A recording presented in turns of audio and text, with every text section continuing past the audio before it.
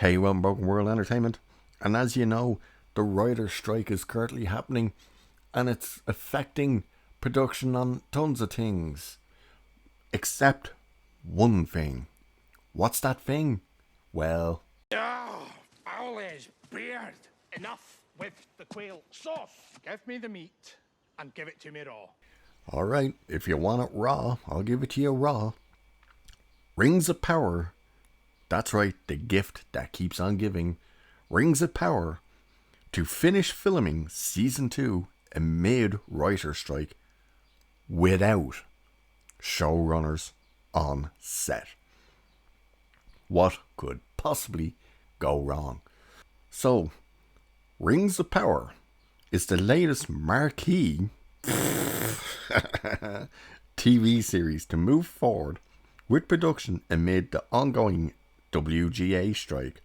But the Amazon Prime Video show will be doing so without the services of executive producers J.D. Payne and Patrick McKay.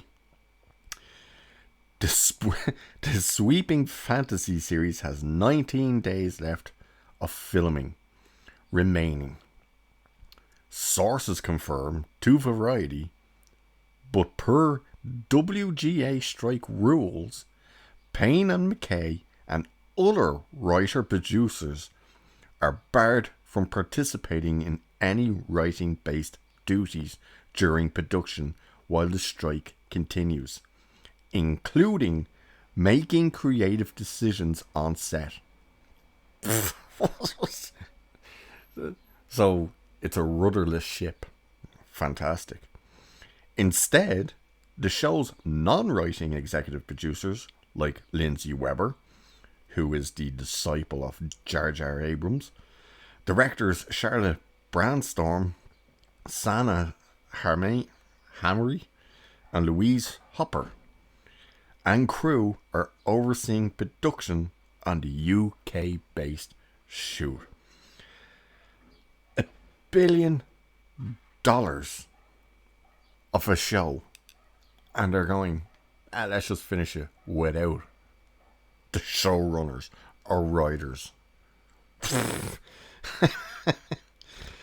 According to a source close to the production, there have been multiple units filming on Rings of Power, including night shoots for much of the duration of the season given its feature film level scope. Payne and McKay also planned in advance with the production team for a possible writer strike to make their absence from the show as seamless as possible. How could you have possibly prepared for a strike? You've been filming this thing since last year. This is so stupid. But will it make the show any worse? Because when we've all looked at this show, ooh. But you have not seen what I've seen. I have seen my share. You have not seen what I have seen. Yeah, unfortunately, I think a few of us did see this show. And as we know, only 37% of the audience stateside actually finished watching all 8 episodes. If you're wondering what that number was internationally, it was a mere 45%. And to put that into context, Netflix cancels shows that have a drop less than 50%. So if an audience score is below 50% from start to finish on a show, they cancel the show. Rings of Power internationally 45%, domestically 37%. And now they are going to try and finish this with 0 writers or showrunners on the set. What could possibly go wrong? And there's already people online calling them out saying, hey, what's the worst that can happen that actually makes it good? Don't forget, these showrunners anyway, they haven't a clue what they're doing. These are the same geniuses who gave this response to this question? Well, there are characters played by actors who will be out here in just a moment who are not canonical to Tolkien, okay? And that must be one of the greatest challenges. How do you fill out that world with characters that are implied, they're implied cultures that you're drawing from, but they're not necessarily described to the depth that you're going to represent them. What guidance did you take for those characters' creations?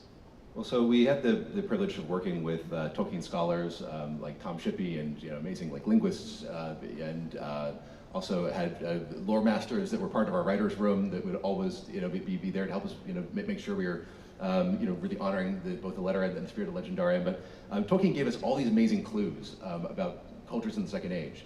Concerning hobbits, he talks about the ancestors of hobbits, where there's Stores, Falahides, and Harfoots.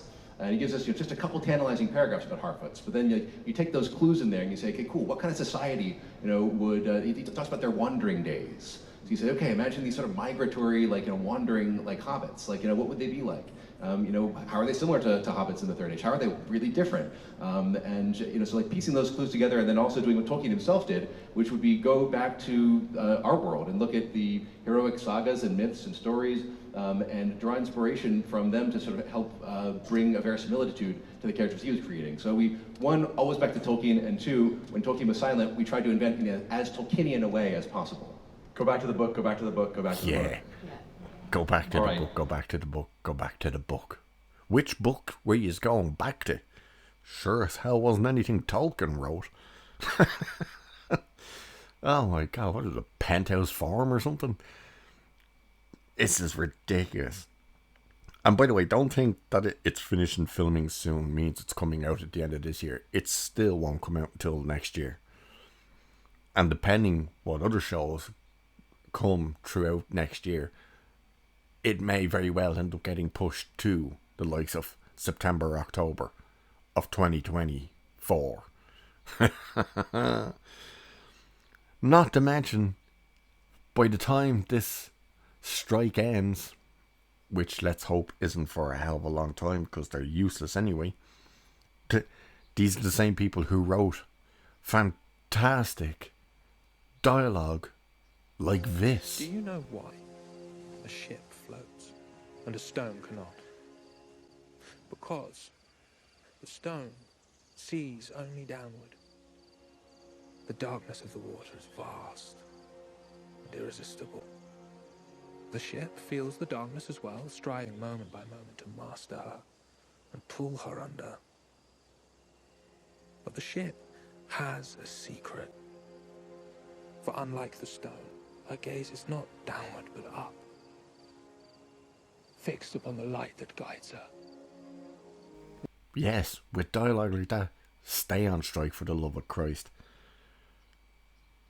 But the longer they all stay on strike and they do this crap of a show, what's the chances that when the showrunners and stuff come back and they look at it and go, ooh no, that doesn't work, they may have to reshoot a ton of stuff?